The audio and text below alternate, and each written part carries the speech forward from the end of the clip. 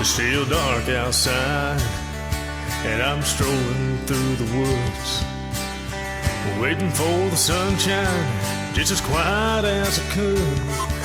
Over yonder by the trees, staring back at me, was the biggest 10-point buck I had ever seen. It was time for action, so I grabbed my gun.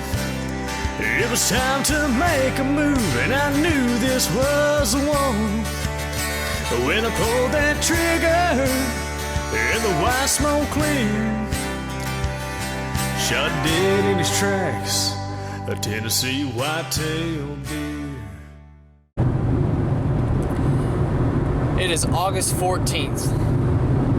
Tomorrow is opening day for South Carolina for whitetail. You can choose to gun hunt, bow, or muzzleload, a short preference. We have worked hard these last 3 months, unbelievably hard. Putting up stands, feeders, food plots, fixing the campsite. It's been a lot of work. Wanted to catch you guys up a little bit. I am coming from Fort Story, Virginia. As you can see, I'm actually left right after work, so I'm still in uniform. Couldn't wait to get up here. It's about a 7-hour drive. I am now currently, it's 8:15. I am currently just under 2 hours from arriving, but still undecided on where to hunt in the morning. Morning hunts around this time of the year aren't that good. Still really hot. If I did get lucky, it would probably be first thing in the morning, right before the sun come out. I will be here for 9 days. I'm getting ready to go to selection in Fort Bragg, North Carolina for Special Forces Green Beret. So taking a little break to come up here, spend some time with the family. Hopefully get something on film. But afternoons are usually the better times to sit, about the last hour and a half to dark. It's usually when the deer really start moving. Food plots for sure at this time of the year. Occasionally here and there, depends. You will kill one on a corn pile, but if you're going to get one in the morning, I would definitely say you need to be on a food plot and or sit somewhere that is a major route right back to the bedding area after feeding all night long. And actually, with that being said, the weather is actually supposed to be raining this entire week. I'm supposed to be here, so hopefully with a little bit of prayer I can get just a couple of days of rain and get some sunshine for the rest. We do need some rain, but I would like to see a little bit of sunshine in the evening time sitting in the stand. Also, we do have some major feeding periods, but they're in the middle of the day because it's a full moon. So kind of got ourselves in a predicament, but we've got trail cameras out, we have corn out, we have food plots planted. So all we need to do is just do our homework, pick what we think's the best spot, and just wish for the best. And yeah, we'll see you in the morning. It is August 15th, opening morning of South Carolina gun season. Right now it's currently 7:30 in the morning, and it's been daylight for about an hour already, but the visibility has been pretty bad because it's very overcast and the fog was horrible this morning. So it took a while before I could actually see my lane and the road that I came in on. We are hunting over a food plot that was done about a week and a half ago. Like I mentioned before, we were real busy with work, and it got planted late. It's not coming up that good yet. It has been dry up here, but they are hitting the corn very, very hard. So, you know, we can still have faith that something might happen. Like I mentioned before, mornings aren't that good, but hey, if you're in the bed, you can't kill them. So, I'm out here. It's cool. The wind's blowing in my face. I got a west wind, so that's good. It's blowing directly in my face. Anything that comes out should not have my scent. Because I did have a long walk to get here this morning. But I've got my thermosol going, as you guys can see. Because I know it is cool. The gnats are still horrible. But that being said, stick with us. Wish us some luck. And hopefully we can get the job done. So for opening morning, all I seen was this doe. She only stayed for about 5 minutes. I'm not sure if it was the camera we had down there or if there was something inside the woods spooking her. But she didn't stay very long, and unfortunately for the afternoon hunt, I didn't get any footage of the 8 bucks that had come in because the one buck I was focused on just come in and out so quickly I wasn't able to get anything.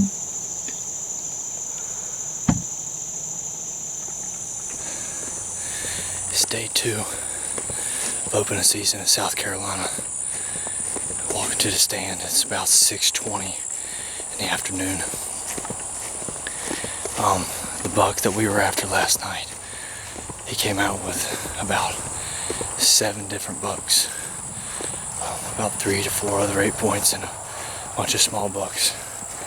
I studied his pattern all week and I thought he would stay, but he didn't feed for some reason. He just came out and he came out coming the lane, then went right back in. Before I could even get to the camera and press record, he was already gone. I watched him come out, but I don't know, he must have already fed and a storm was coming through and they must have already come in earlier in the day and fed and we were just passing back through to get to the bedding area. I'm not sure, but I'm gonna stick it out. I'm going to the same spot and hopefully, since they're all still in bachelor groups, they'll come back out. It rained for about an hour and a half. Not too hard, but pretty good. It stopped already for about the same time it's been raining. So it's probably stopped raining for about an hour. Got a little bit of a breeze. We got a south-southeast wind, which isn't too good, but I sprayed and hopefully it won't hurt me. Really for this stand I would need anywhere between a north to a south wind, but south to east it's pretty bad. It's not too terribly bad, the wind that I have, but because it's not blowing my scent directly where they're coming from. But like I said, it just depends. So stick with us, stay tuned.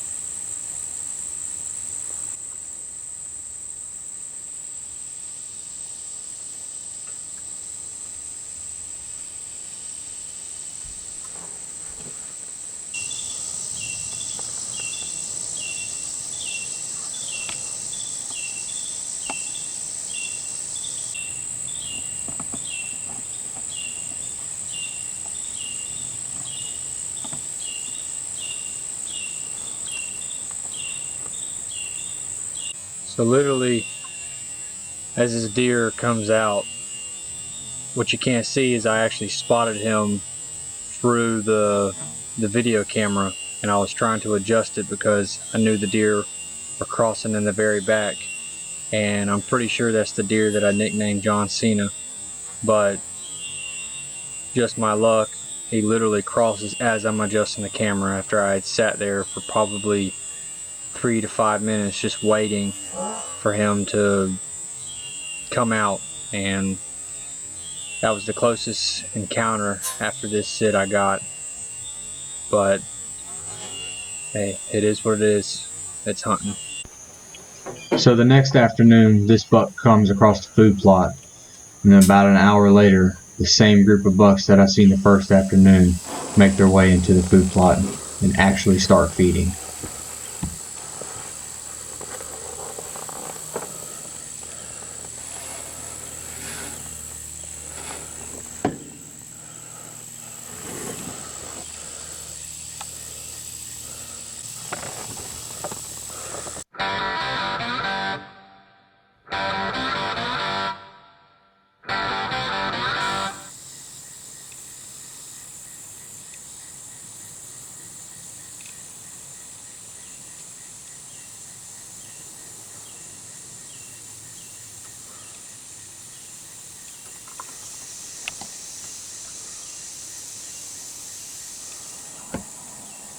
As you can see here, he gives me multiple broadside shots, but since this was the same group of bucks that I seen the first afternoon, I was too afraid that the buck that I was after was right there inside the woods. So I could have shot him here, and multiple other times I hesitated and never did, and he ended up getting away.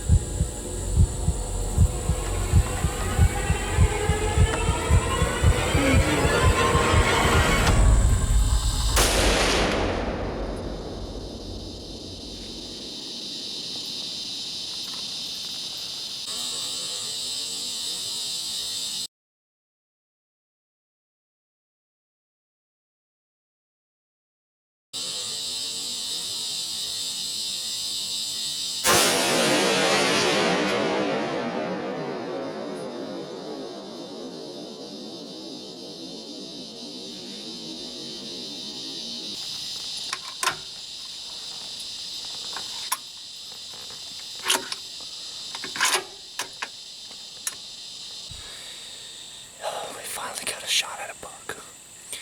It's not the buck we were after, but it is a shooter. I'm about to rewind the tape. I'm gonna give him some time. He did run off, but I'm pretty sure we got him. I felt good about the shot. So, we'll see. Well, I do apologize that we went right into a picture. I wasn't able to get the recovery video because I wasn't able to find much blood. As I demonstrated in the video, the shot was far back. I rushed and ended up gut shooting the deer, and we barely found any blood. And what's funny about it is it wasn't a shooter. It was we're an 8-point or better club, and he actually was a 7-point. It was getting dark, and I could tell he was a rack buck, and I had been up there for about 5 days now, and I've seen bucks every sit, but they've just been crossing the lane, and they finally started feeding. So I just pretty much made a poor decision, but thankfully Dad didn't chew me out too much, because he actually was hunting another piece and mistakenly shot a buck as well, smaller than what we're used to. The stand he was sitting is on a piece we call the 70 acres, and he was after a pretty nice 8-point we got on camera opening day, but a 6-point's been traveling with him, and he ended up shooting a 6. So I do apologize again. As I've mentioned before, it's usually just self-filming, so getting recovery videos and getting the whole thing, I'm not trying to make excuses, but you know, trying to do the best we can. We're also very new into the learning aspect of video editing and filming, so if you have any tips, feel free to message me on my Instagram or on the YouTube channel. I would greatly appreciate it if you have any kind of tips. I actually did just buy a Tacticam this past hunting season, which there was a malfunction with the Tacticam that every time I shot, it shut off. So had to get it sent back, and then I did get a new one. So I'm going to try to use it for this upcoming turkey season. So, like I said, we got him. We found Dad's buck as well.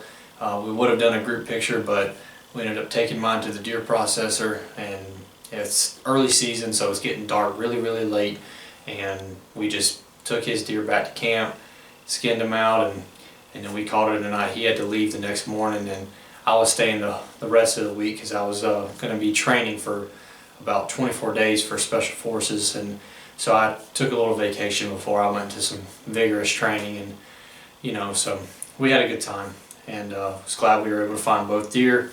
Me and Dad's never doubled up before, so that was pretty exciting.